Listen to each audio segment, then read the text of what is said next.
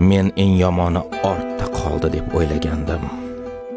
Ammo Toshkent afsuski o'zining qiyofasidan ayrildi.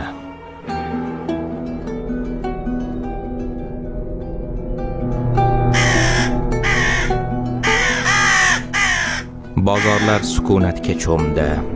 Yo'llar o't-o'lanlar bilan qoplandi. Odamlar esa birinchilar qatorida g'oyib bo'lishdi.